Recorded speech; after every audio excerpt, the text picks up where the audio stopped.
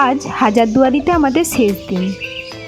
এখন ঘড়িতে প্রায় সকাল 6:30টার মতো, আর আমরা চা খেতে চলে এসেছি। আমাদের হোটেলের ঠিক কাছেই একটি ছোট্ট চায়ের দোকান আছে, বেশ ভালো ওখানে চাটা বানাচ্ছে, আর সঙ্গে বিস্কিট নিয়ে তাই চা পর্বটা সেরে নিলাম।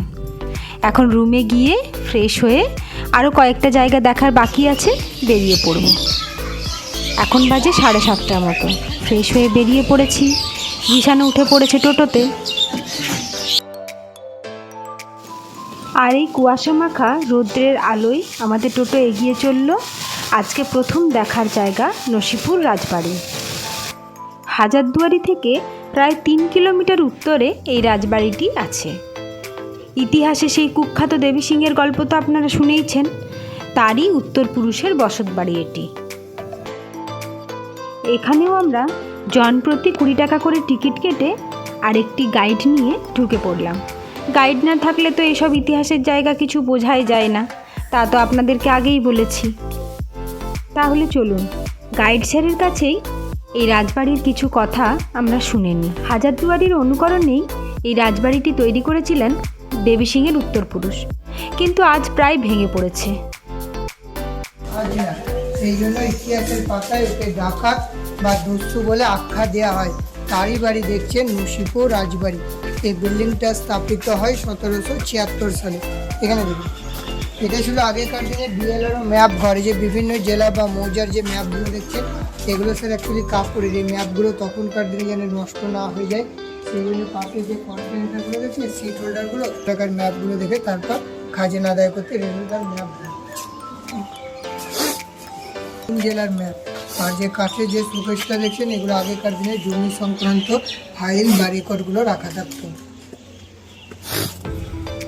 এটা যে নসিপুর প্যালেসে আপনারা ঢুকলেন, সেই টোটাল প্যালেসেরই এটা ফ্রন্ট সাইডের একটা রিপ্লিকা কিংবা মডেল, যেটা 250 গ্রাম সোলা আর কাগজকে কেটে কেটে তৈরি করেছিল আমাদের এখানকারই শিল্পীটার নাম যজ্ঞেশ্বর মালাকার। এটা তৈরি সুরা খেত, তখন জারের মধ্যে ফেলে খেত।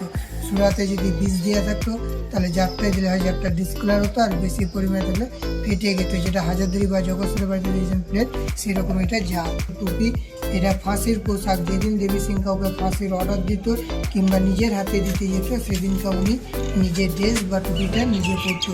সেটাও রুম রয়েছে। আসলে বা নববংশে সব ছেলে বা মেয়ে জন্ম হতো, তাদের ফলের জুস করে খাওয়ানো হতো। সালটা মনে রাখবেন 1863 সাল। এটা হচ্ছে তখন ঘরের ভিতরে শীতকালে কয়লা কিংবা কাঠ জ্বালিয়ে তাপ নিত, যেটাকে রুম হিটার বলতে পারি। এটা ওকে ডাকাত বা দস্যু বলা, যার জন্য বাংলাদেশ রংপুর দিনাজপুর নাম শুনে তো এই ব্রিজে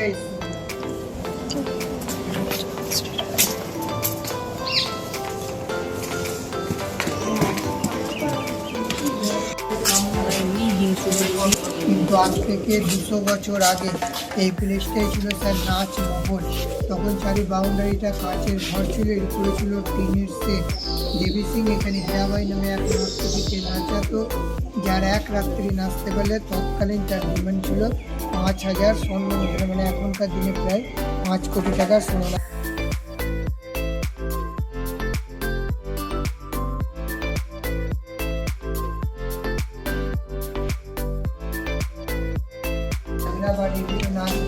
তাদের এখানে স্যার বিচার ডাক্তার, বিচারে কেউ খাজনা না দিলে তাদের ফাঁসির ব্যবস্থা ছিল, নাহলে জেলের মধ্যে আটকে রাখতো। মন্দিরটা দেখুন স্যার একটাই, কিন্তু মন্দিরের চূড়া বা গম্বুজগুলো চারি সাইড মিলে আছে 25টা, যেটা চুন, সুরকি, খয়, চিটে গুড় দিয়ে তৈরি, মানে লোটাস টেম্পল। পদ্মফুল ফোটার আগে যে 20 পাপড়ি বা মডেলটা হয়, সেই স্টাইলে মন্দিরটা তৈরি। মন্দিরটাকে অনেকে কী বলে, হিন্দুদের 33 কোটি। সেই অর্থে স্যার মনে রাখবেন, কোটি মানে এখানে সংখ্যা না, প্রকার বা রকমের ঠাকুর। যেটা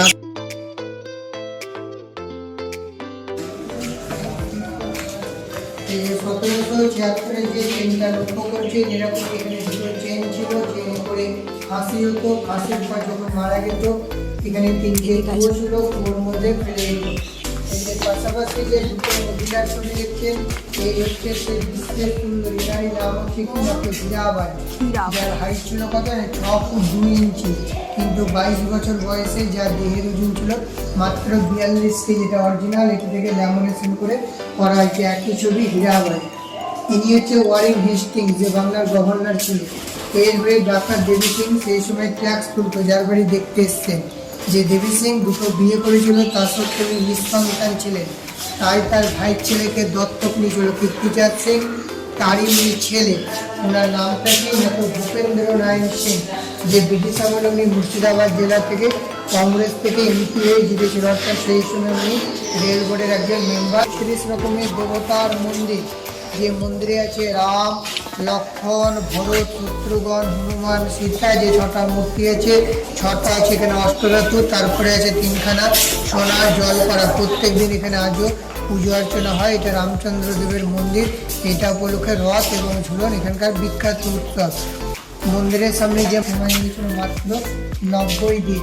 এই যাত্রীগুলো অ্যাকচুয়ালি মুর্শিদাবাদের নসিপুর রাজবাড়িতে দেখলে আদার্স কোনো স্পটে দেখবেন সেগুলি জয়পুর, রাজস্থান, আগ্রা, রাজস্থান সাইডে লালকেল্লা দেখা যায়, আর ওখানকার শিল্পীরই এটা তৈরি।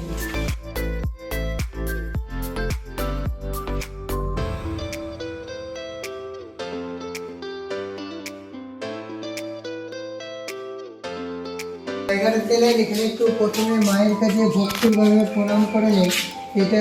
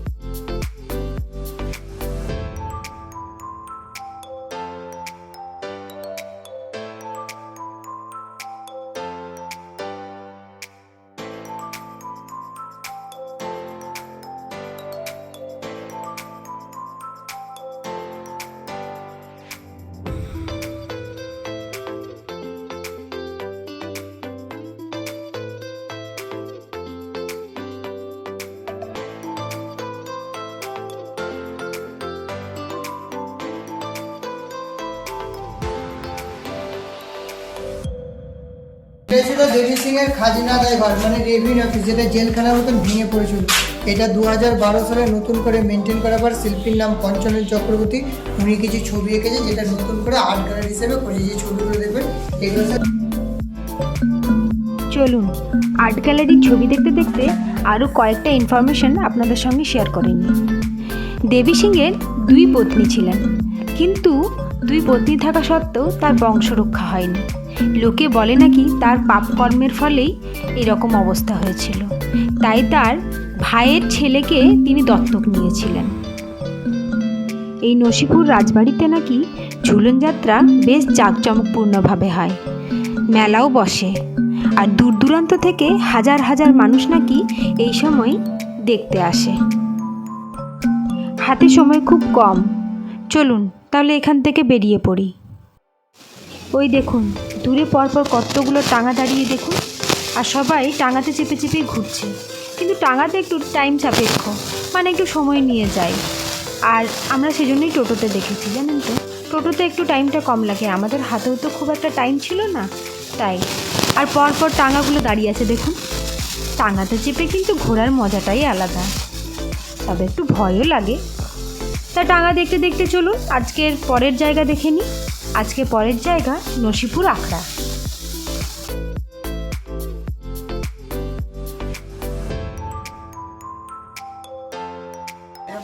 এখানেও জনপ্রতি 20 টাকা করে টিকিট কেটে আর সঙ্গে গাইড নিয়ে ঢুকে পড়লাম। চলুন তাহলে গাইডের কাছেই এই আখড়ার কিছু কথা শুনে নিই। মির্জাফরের নাম থেকে, আর মির্জাফরের ভালো নাম ছিল মীর মোহাম্মদ জং জাফর আলী খান। এই মির্জাফরের নাম থেকে শহরটার নাম জাফরগঞ্জ হয়। আর এই আখড়াটা যিনি প্রতিষ্ঠা করেছিল তিনার নাম ছিল মহন্ত লক্ষণ দাস মহারাজ। এই লক্ষণ দাস মহারাজ এসেছিল বাংলাদেশ ঢাকা উদুবাজার থেকে। এই জায়গাগুলো সমস্ত নবাবদের ছিল। নবাবরা যখন এই জমি জায়গাগুলো মহন্ত দিকে দান করে দেন, তখন নবাবী পিরিয়ড এই আশ্রম তৈরি করে যান মহন্ত লক্ষণ দাস মহারাজ।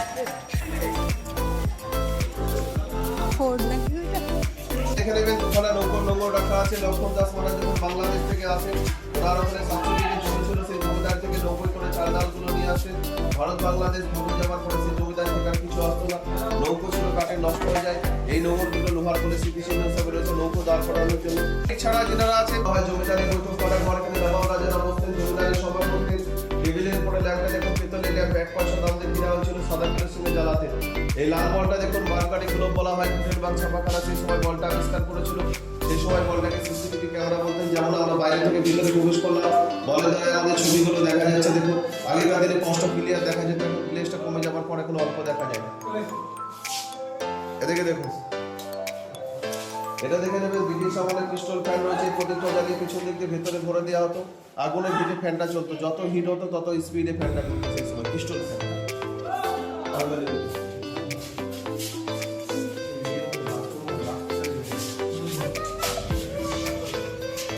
এদিকে দেখুন এই কাঠটা সেগুন কাঠের কাঠ, সেই সময় 16 টাকা খরচ করে বানিয়েছিলেন মহন্ত মারাঠি বাদ। এটা হাতে টানা পাতা রয়েছে, 2 পয়সা দামের। এই ঘড়িটা দেখুন 5 পয়সা দাম ছিল, ব্রিটিশ আমলের ঘড়ি, চাবি সিস্টেমের ঘড়ি ছিল, চাবি করে দাম দিলে চলতো। এই ঘড়িতে সেই সময় টাইমও দেখা যেত, ডেটও দেখা যেত। দেখুন 1 থেকে 31 পর্যন্ত ঘড়ির মধ্যে ডেট রয়েছে, টাইম প্লাস ডেট পুরো দেখা যেত সেই সময়।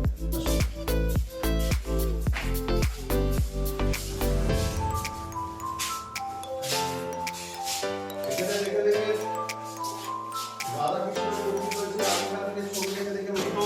আর এটা রূপজলের কাজ রয়েছে, এগুলো ঝুলো রকের আসের মন্দিরে ব্যবহার হয়। এই সরকারা মার্বেলের মূর্তি দেখে দেখে নবাবী বিরোধী আখ্যায় যারা মহাপুরুষ তাদের মূর্তিগুলো মার্বেলের আছে। এই দেয়ালের ছবিগুলো দেখুন 300 বছরের পুরনো ছবি আছে। এই দেয়ালের ছবিটা দেখে দেখে 130 বছরের পুরনো ছবি, এটা হচ্ছে রূপালিকা ছবি, সিরাজ জাহান দিয়ে আমরা দিয়ে করে কাজ চলছে।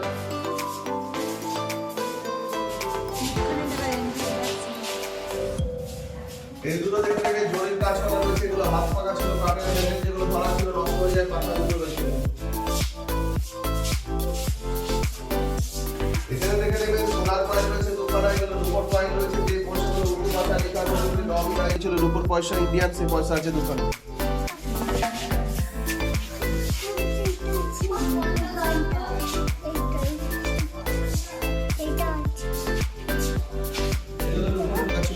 স্ট্যাম্পগুলো দলিলে আছে, এখন যেমন সরকারি স্ট্যাম্প হয় হাতে লেখা দলিল। এখানে দেখে দেখে সোনার ব্যাগ, চাবির ব্যাগ, আমার ব্যাগ, কিছু সময় ব্যবহার ছিল, সেই সময় ব্যাগগুলি পাসপোর্ট ভিসার কাজ হতো।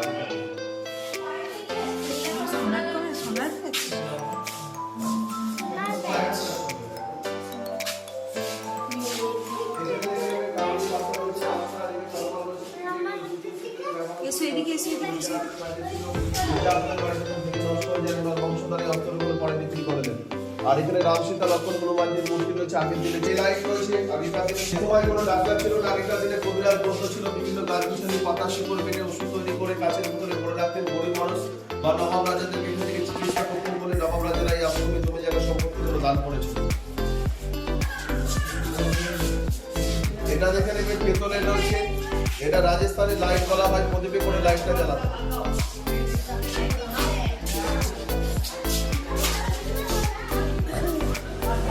সামনের বাসনগুলো দেখে নেবেন, আপনাদের প্রায় 350 বছরের পুরোনো বাসন আছে, পেতল লোহার বাসন। সেই সময় আঁকড়ায় 400-500 লোক থাকতো, তাদের জন্য এই বাসনে রান্না হতো।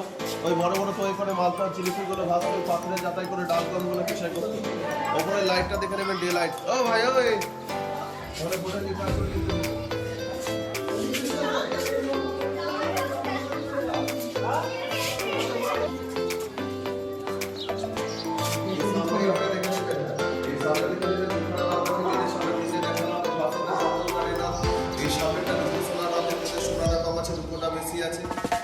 ওজন 22 ফুট, মানে অর্থাৎ 880 কিলো। আষাঢ় মাসে প্রতি বছর রথের সময় দিনে বের করা হয়। এই রথ যখন রথের সময় দিনে পুজো করা হয়, পুজো করে রথ কষ্টের ব্যাপার নিয়ে চলে আসে।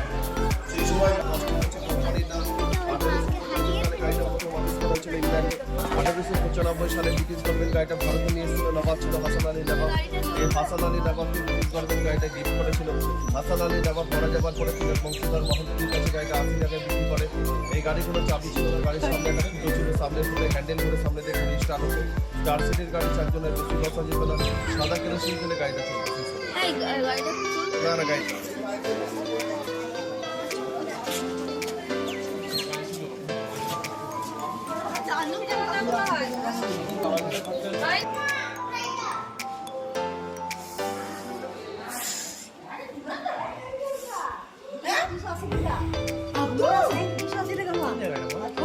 যেখানে দাঁড়িয়ে আছো ওখানে চলো।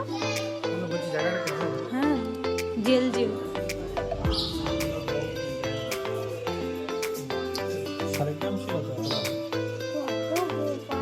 এখানে দেখে নেবেন জগন্নাথ বলরাম সুভদ্রাজির মূর্তি আছে, নিম কাঠের উপরে রাধাকৃষ্ণ আছে, রাম সীতা ভরত শত্রুঘ্নের মূর্তি, গোপালের মূর্তি রয়েছে, কালো পাথরগুলো শালিগ্রাম শিলাপাথর, নারায়ণ শিলা যাকে বলা হয়।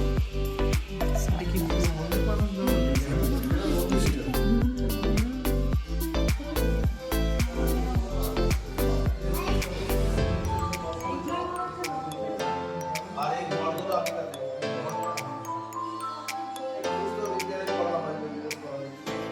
এই জায়গাটা দেখে নিন, এটা রাজমহল রয়েছে, এখানে রাজপরিবার সময় টোটালে পাওয়া যায়, এখানে রাজ হয়, রাতের সময় রাসের উপরে সিংহাসনটা দেখুন, ওখানে রাধাকৃষ্ণ মূর্তি বসে রাত আরতি করার সময় রাসটাকে 1 ঘন্টা করে ঘোরানো হয়, টোটালে 5 দিন ধরে আমাদের এখানে রাস হয়।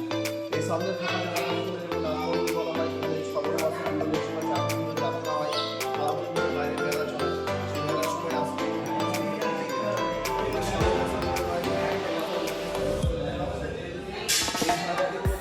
দেখুন এত পুরনো জায়গা, কিন্তু কি সুন্দর দেখতে লাগছে তাই না? আর ওই যে ঝাড়বাতির কাঁচগুলো দেখছেন, ওগুলো সব বেলজিয়াম কাঁচ।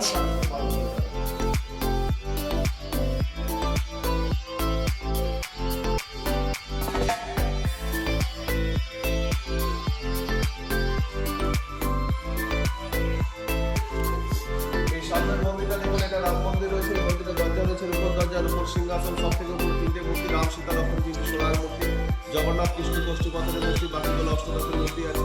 এখানে রামচন্দ্রজি, মাতা সীতাজি, লক্ষ্মণলালজি, হনুমানজি, ভরতজি, শত্রুঘ্নজি, রাধাকৃষ্ণ, জগন্নাথজি রয়েছেন, গোপালের মূর্তি রয়েছে, শালিগ্রাম শিলা রয়েছে। এই মন্দিরই হচ্ছে মেন মন্দির। এই মন্দিরের নামে জমি জায়গা সম্পত্তিগুলো আছে রঘুনাথ দেবের নামে।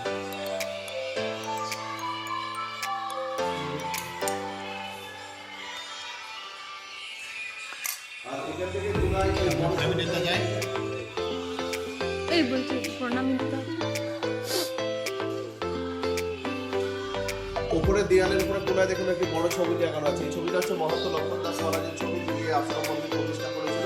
সেই লক্ষ্মণ দাস মহারাজের ছবিটা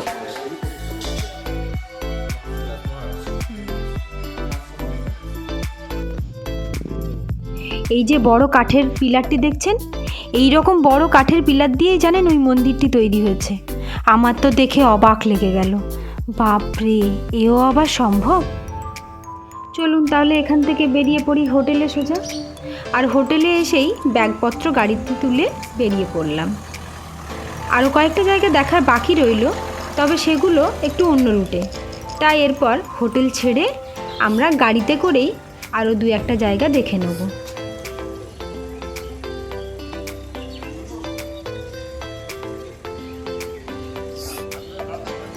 হ্যাঁ, নিশ্চয়ই নিশ্চয়ই। ও হ্যাঁ, আরেকটা কথা তো আপনাদেরকে বলাই হয়নি। নসিপুর জায়গাটি জিয়াগঞ্জের মধ্যেই পড়ে, জানেন তো? আর জিয়াগঞ্জের নাম শুনলেই কার কথা মনে পড়ে বলুন তো? আমাদের সবার প্রিয় গায়ক অরিজিৎ সিং। আর এখানে এসে শুনলাম 8-9 কিলোমিটারের মধ্যেই নাকি অরিজিৎ সিংয়ের বাড়ি। আর সেটা তো শুনে আমার মনে হলো একবার চলেই যাই, সেই জায়গাটি দর্শন করে আসি।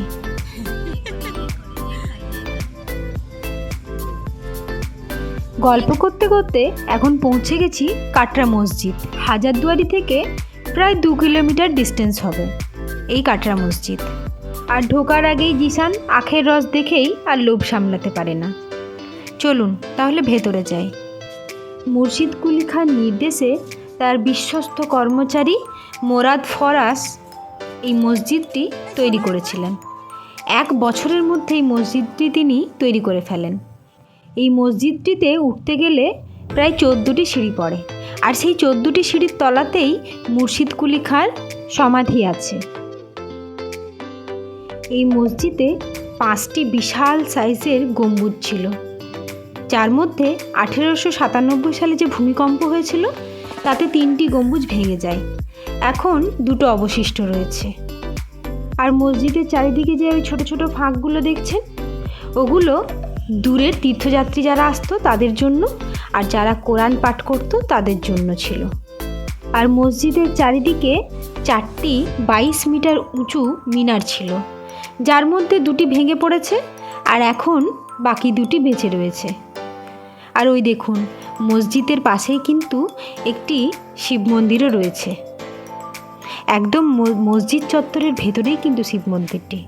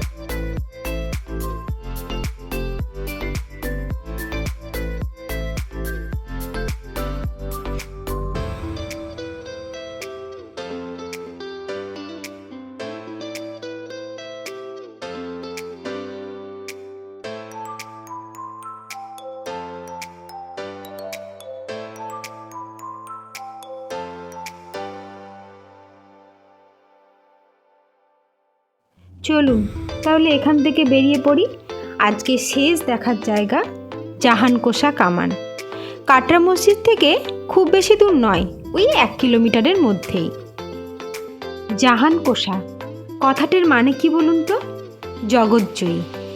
এই কামানটির গায়েই নাকি ফার্সি ভাষায় লেখা আছে তার ইতিহাস, কিন্তু তা তো আমাদের বোধগম্য নয়। এই কামানটি নাকি সম্রাট শাহজাহানের রাজত্বকালে বিখ্যাত বাঙালি ঢাকার কারিগর জনার্দন কর্মকার তৈরি করেছিলেন। এই রকম কামান নাকি তিনি 3খানা তৈরি করেছিলেন। একখানা আছে মুর্শিদাবাদে, আরেকখানা আমাদের বাঁকুড়াতে আছে, যেটা বিষ্ণুপুরে, আরেকটি নাকি ঢাকাতে আছে।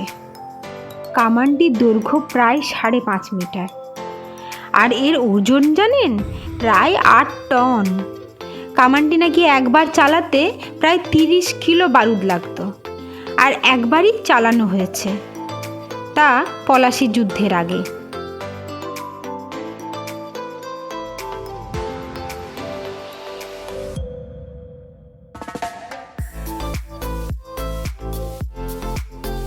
চলুন আজকের মতো মুর্শিদাবাদ পর্ব এখানেই শেষ। গাড়ি করে সোজা বেরিয়ে পড়েছি মুর্শিদাবাদ ছেড়ে অনেকটা দূরে, আর এখানে এসে লাঞ্চ সেরে নিচ্ছি। লাঞ্চে কিন্তু দারুণ খাবার ছিল। গরম গরম ভাতে ঘি দিয়ে লাঞ্চটা সেরে ফেললাম। তারপরে চললাম রাস্তা ধরে বাড়ির পথে। সেই যে যাবার দিনে যে জঙ্গলটা পার হয়েছিলাম, এখন রাত্রে সেই ঘন জঙ্গলটি পার হচ্ছি। দেখুন তার রূপ প্রায় অন্যরকম হয়ে গেছে। তারপর আলোর রাস্তা ধরে নিলাম। চলুন আজ তাহলে ভ্লগটি এখানেই শেষ করছি। আপনাদের সঙ্গে দেখা হবে আবার একটি নতুন ভ্লগে। ভিডিওটি ভালো লেগে থাকলে লাইক, শেয়ার অ্যান্ড সাবস্ক্রাইব করতে ভুলবেন না কিন্তু।